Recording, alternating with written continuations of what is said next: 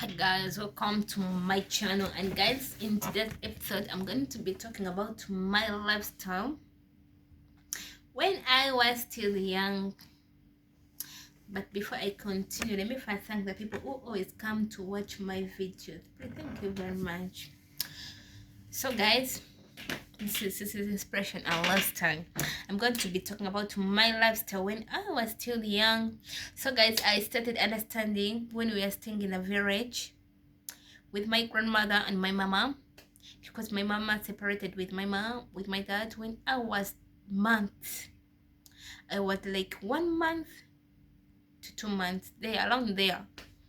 So I started this thing with my mama and my grandma, and we are staying in Masaka.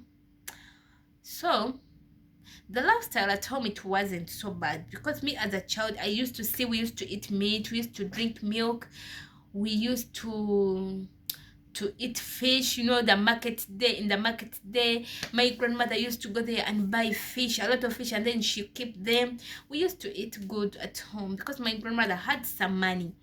He had her business of coffee, selling matoke, because the tata used to come and take matoke to Kampala, take coffee to Kampala. And then she had a lot of cows. She used to sell milk. People used to come and collect milk from our home, and then they take it. So the economy of the home wasn't so bad. So I started staying there but when my mama went to her mama's home, to my grandmother's home, she went with my big sister. So we started staying there, but she left my other siblings at my daddy's home. So we started staying there. My sister started studying from the village, and me, I was still young. I didn't study from the village. So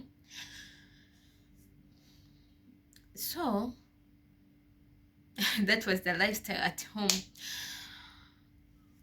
And in that lifestyle, we had a lot of uncles and the sister to my mama. They used to come in the village. They bring us good things.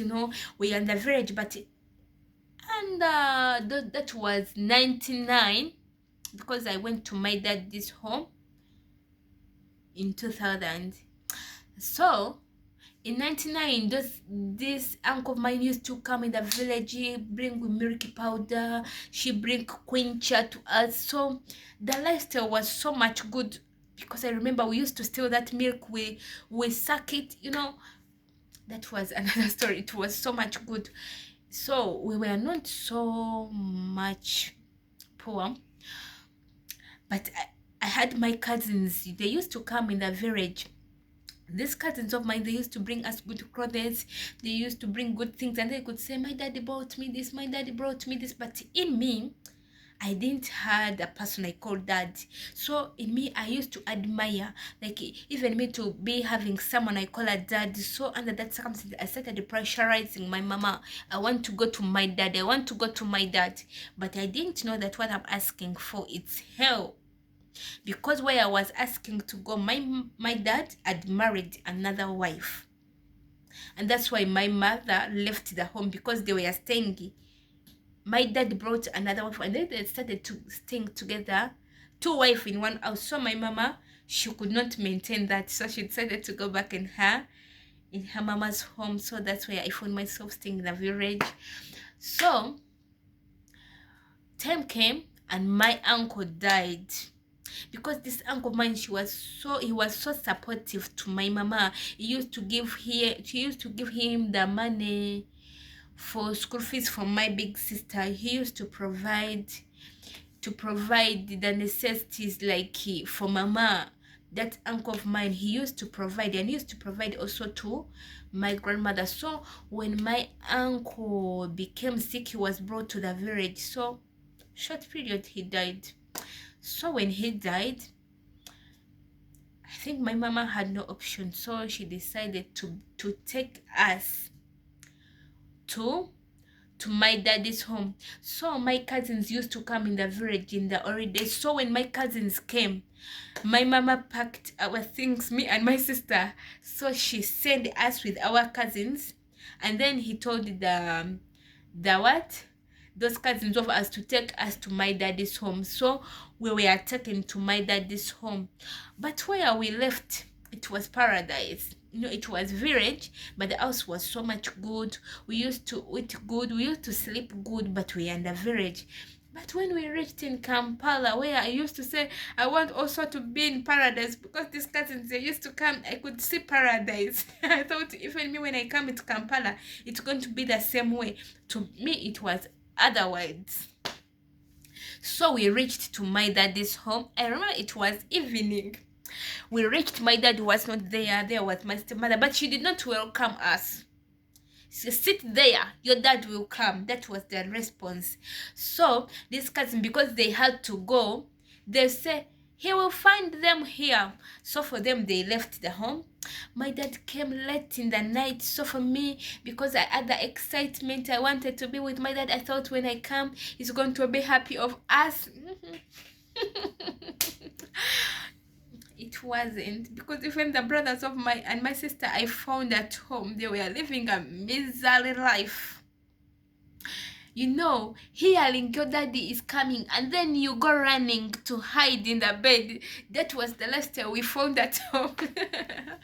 Because my daddy was so much load. But remember where I had come from. They used to prioritize us. They used to love us. Like they mutegekera abana chai. Those are the things they used to say. But here where we've come, things were other words. So but we stayed there. Though our mom, she wasn't happy to see us coming to join the family. She wasn't happy at all. So I remember I went when I printed the hair. They used to print my hair and then they put in beads. So my mom had printed my hair. She sent me there. When I reached, because I had my twin sisters whom I follow in dad, they were above me, 3 months ahead of me.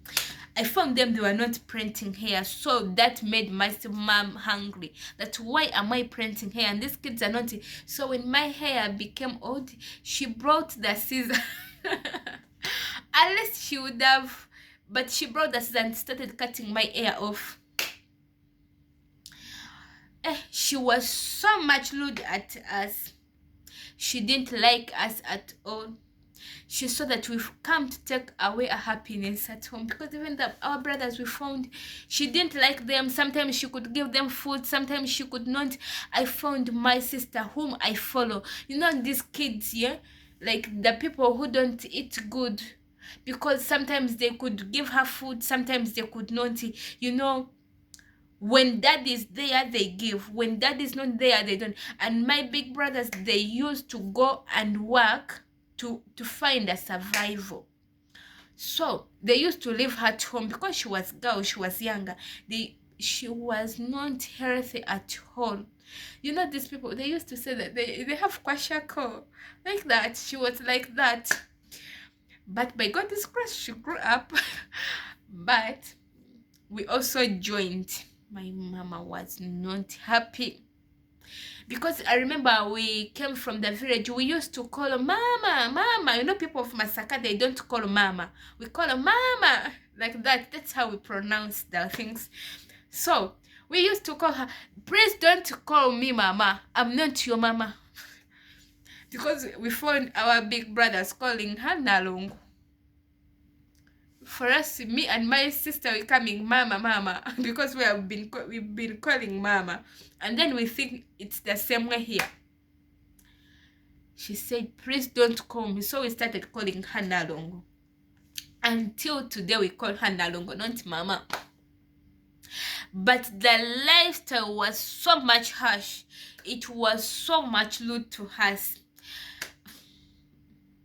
Because where we are, it was paradise. For me, I thought if you come to Kampala, everything is paradise. But it was otherwise. Because the life was so much misery. So guys, that was the life we found at my dad. Even my dad was not welcoming. I didn't see that he was so much happy to see us. I didn't see that, though me and my sister were glad to see him, but for him he wasn't. I don't know whether he feared his wife. I don't know. I think he feared her wife. But that was the lifestyle. So guys, thank you for watching. Bye bye for today. In the next episode, I'll be telling you the challenges I went through with my stepmom because I was young. I'll be telling you in the next episode. So keep your face and keep your eyes on my channel. So guys, thank you for watching. Bye bye for today. See you in the next episode.